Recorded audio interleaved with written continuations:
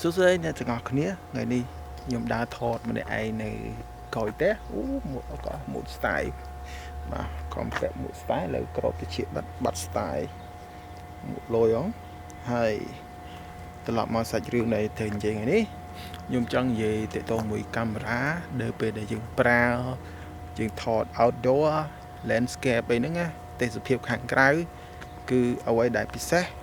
បើអត់ចង់ឈឺក្បាលពិបាកចិត្តដែលខ្ញុំធ្លាប់ជួបទេយើងគួរតែប្រើម៉ូដមួយដែលជាម៉ូដដែលជួយយើងកុំឲ្យឈឺក្បាលការគិតអីផ្សេងអូមិញកាមេរ៉ាចុះគមម៉ូដនឹងគឺម៉ូដ P ច្រឡំ sorry ម៉ូដ A ម៉ូដ A ពីច្រើនវា control ទៅលើ shutter speed ជំនួសយើងវាដឹងថាខាងណា shutter speed នឹង load ប្រមាណខាងណាវានឹង load ប្រមាណព្រោះខាងក្រៅវាខាងក្រៅគឺពលឺខុសគ្នាទាំងអស់អញ្ចឹងបើយើងមកចាំងថ្ងៃចេះគេអត់ពលឺខុសគ្នាជាមួយខ្ញុំឈរចេះពលឺក៏ខុសគ្នាជាមួយខ្ញុំអញ្ចឹង mood A គឺជួយចំណុចហ្នឹងជំនួយ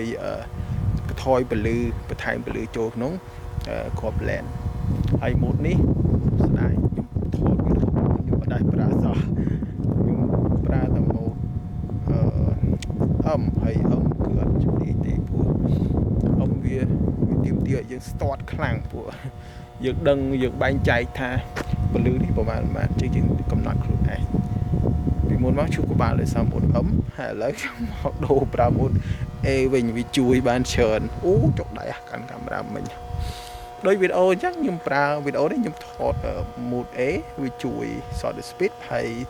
aperture យើងអ្នកកំណត់ខ្លួនឯងហើយនឹង ISO យើងកំណត់ខ្លួនឯងហើយ color grading គឺយើងកំណត់ខ្លួនឯងអញ្ចឹងអ្វីដែលវាជួយគឺ shutter speed វាជួយឲ្យយើងច្រើនណាស់ shutter speed នេះសំខាន់ណាស់វាជួយអញ្ចឹងខ្ញុំរៀនកាន់កាមេរ៉ាថ្មីនេះគឺជាអ្វីដែលមកពីខ្ញុំអញ្ចឹងវីដេអូនេះចែកជូនតែប៉ុណ្្នឹងទេហើយបងណាដែលជំនាញកុំភ្លេចតម្លាក់ comment មើលរៀនខ្ញុំបន្ថែមហើយខ្ញុំដាក់ដៃថ្មី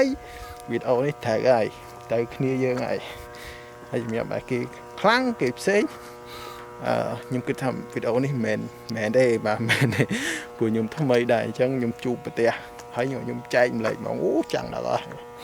ពេលដែលវាចាំងអញ្ចឹងគឺអា shot speed ហ្នឹងណាវាតម្លាក់ពលឺមកវាចាំងពេកអញ្ចឹងវីដេអូដល់ទីបញ្ចប់ហើយអូចុកដៃហើយឡើងទួលទៅផ្ទះវិញបាយបាយ